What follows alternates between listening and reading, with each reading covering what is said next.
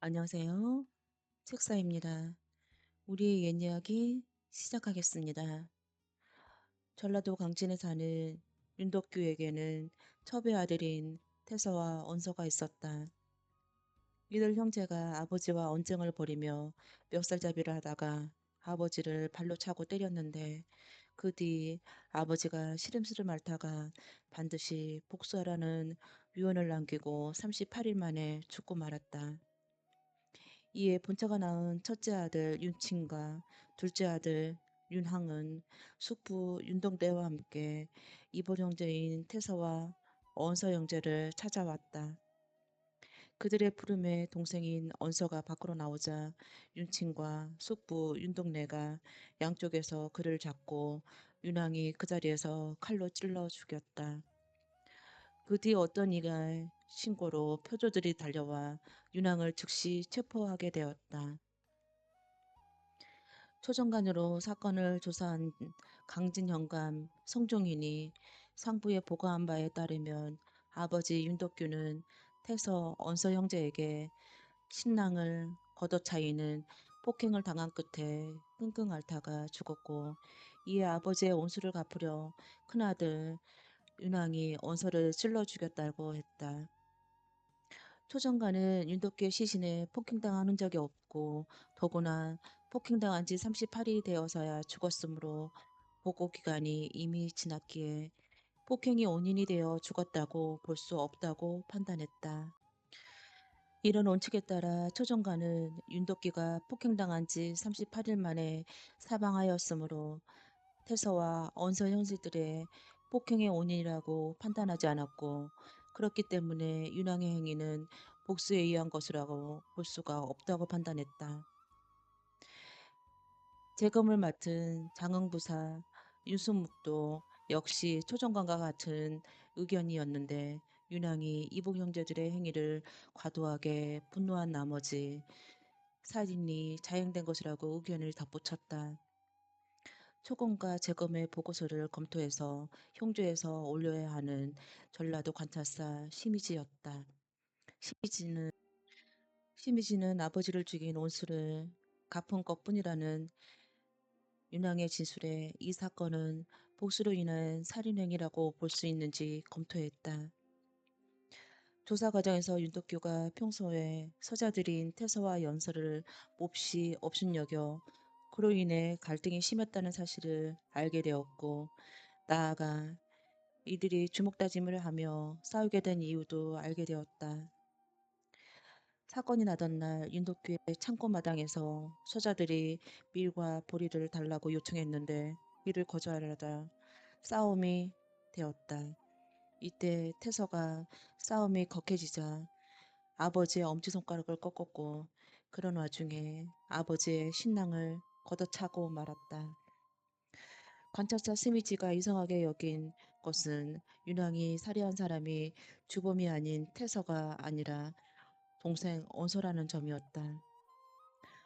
윤왕의 말에 따르면 언서가 먼저 나오기에 홧김에 찔렀다고 했는데, 온수를 갚은 일인데 주범을 제쳐두고 종범을 죽인다는 것은 도저히 이해할 수가 없었다. 윤덕규가 죽을 때 폭행당한 자국이 없었고 이미 보고기간이 지난 다음에야 죽었기 때문에 이복 형제들이 처벌할 수 없다는 사실은 윤왕도 이미 알고 있었다. 그래서 시미치는 아버지에 대한 복수라는 명목을 말고 이들 사이에 묵은 감정이 있었으며, 이 때문에 살해하고는 원수를 갚았다는 핑계를 대는 것으로 판단했다. 이에 시미즈는 이 사건을 복수살인으로 볼 수 없으며 윤왕은 단지 일반적인 살인사건의 범죄자로 처벌받아야 한다고 형조에 보고했다. 그런데 여기서 사건 해결의 향방이 바뀌는 일이 벌어졌다. 세 차례 걸쳐 사건 조사가 이렇게 윤왕 쪽으로 불리하게 돌아가자 여동생 윤임원이 천리길을 마다하고 홀로 상경하여 정조 임금의 행차길을 가로막고 꽹가리를 치며 억울함을 호소했던 것이었다. 아버지 윤덕규가 억울하게 죽었는데도 관청에서는 다친 자국이 분명하지 않았다고 해서 제대로 처리하지 않았고, 전라도 감영에서는 제대로 사건을 분별하지 못해 아버지의 억울한 죽음이 살인사건으로 성립되지 못했다는 윤림원의 하소연이었다. 종조는 궁궐 밖에서 행차할 때 백성들의 목소리에 최대한 귀를 기울였는데, 이로써 최고 통치자인 국왕의 귀천을 불문하고 일반 백성들의 직접 만나 그들의 억울한 사정을 귀담아 들어주는 소원 제도가 발달하게 되었다. 여기엔 큰 두 가지 방법이 있었는데, 하나는 글을 아는 백성이 왕이 거동하는 길이나 궁궐에 직접 편지를 올리는 상언이 있었고, 다른 하나는 글을 모르는 백성이 징이나 끈가리를 쳐서 하소연을 전달하는 격정이 있었다. 유니먼의 말에 따르면 아버지 죽음에 인해 할아버지가 충격을 받아 죽었으며, 어머니 역시 처자들의 폭행에 집안 기둥을 어이없이 잃은 사실에 분에 이기다 못해 죽는 등 집안이 풍비박산이 났다고 했다. 자초지종을 지른 정조는 이 사건이 의혹이 많은 사건이라고 보고 형조 판서, 형조 참판, 형조 참의의 세 사람의 고위 관리들에게 의견을 정리하여 보고하라고 명령했다. 이에 세 사람은 사건에 대해 저마다의 판단을 임금에게 올렸다.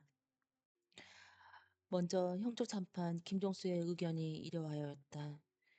당초에 윤덕교가 죽었을 때 살인사건으로 성립되지 않는 것은 아마도 보고기한 안에 죽었는지 아니면 그 이후에 죽었는지 기준으로 판단했기 때문인 것 같다고 했다.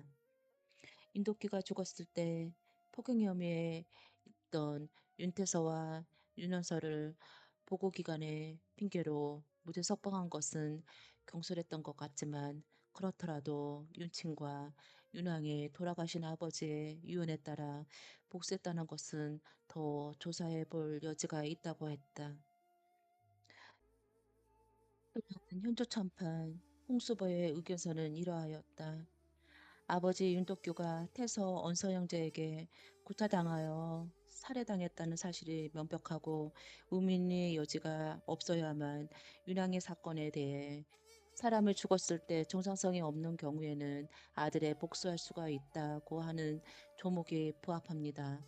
하지만 윤덕규의 사망의 시점이 구타당한 지 38일 지난 후에 있다는 점이 의심스럽습니다. 윤침은 맏아들인데도 다른 집에 양자로 가 있는 멀리 살았다고 하나 할아버지와 동생이 모두 마지막 형조참이 김노영의 의견서는 이러하였다. 만약 윤덕교가 구타당하지 않았다면 윤침, 윤왕의 형제가 어째서 칼을 품고 기회를 틈타 배를 찌르고 내장을 손상했겠습니까? 또 만약 윤덕구가 구타를 당했다면 어떻게 38일 동안이나 살 수 있고 맞은 흔적이 없을 수가 있겠습니까? 하지만 당시에 윤침 형제가 늦게나마 고소를 했고, 이에 윤택서를 잡아 가두었으니 구토한 사실은 알 수 있었습니다. 비록 윤침, 윤왕이 벌린 행위에 복수의 의의가 부여하는 것이 옳다고 한다고 하더라도 한쪽의 말만 모두 믿을 수가 없습니다. 종조임금은 이 사건이 처음부터 조사가 부실했고 해당 광청의 벼슬아씨들이 백성의 억울함을 풀어주는 노력을 하지 않았다 하며 매섭게 질타하였다. 초검관과 재검관의 태도는 몹시 모호하고 분별력이 없었으며 수령은 인지상정에 맞지 않는 판결을 내렸다고 보았다.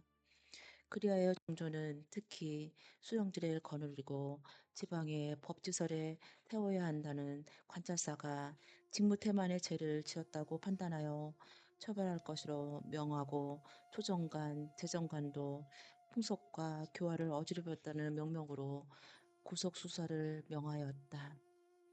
정조는 이 사건을 명백한 복수사건이라고 인식했다.